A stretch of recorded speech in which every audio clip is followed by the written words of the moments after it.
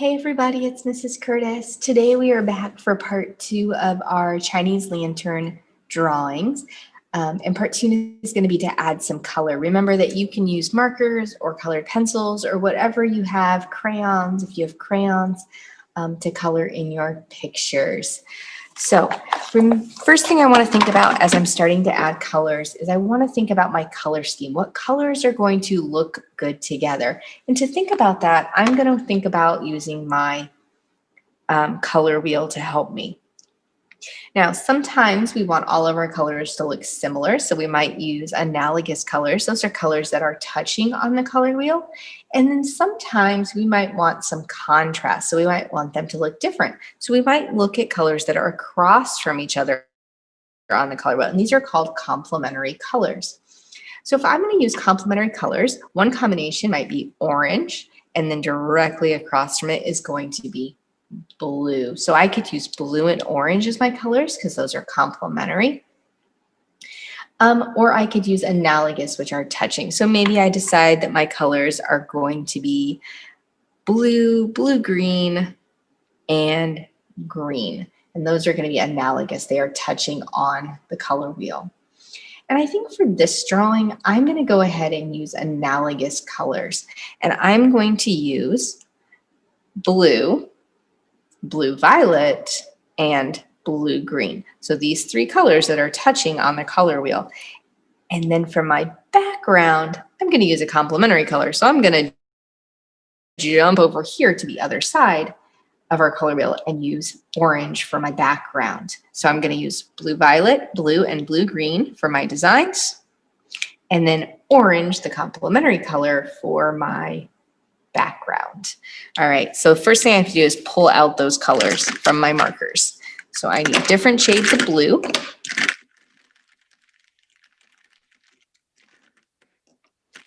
And some blue violet. All right, and then I also need some orange for my background.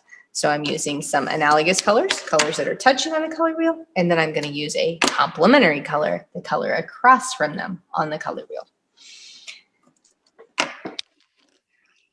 I am going to go ahead and color my birds with my different shades of blues. So I'm going to use this color right here for the main body of my bird.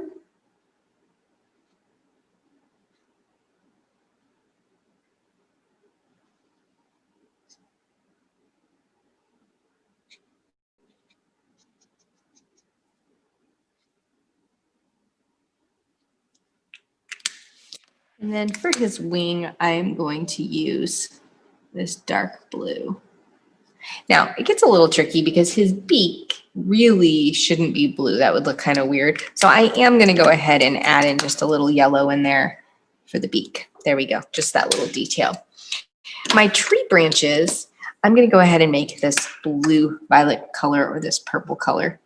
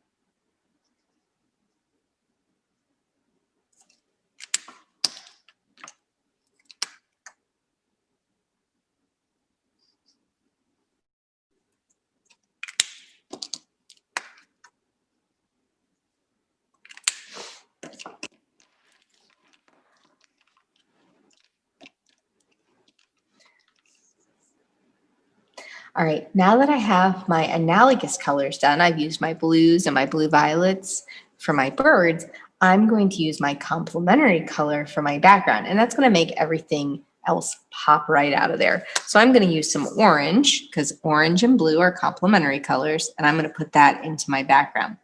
You might also have noticed that in addition to being complementary, these two colors together also show us warm and cool colors because orange is a warm color and blue is a cool color. So complements are always a warm color and a cool color together.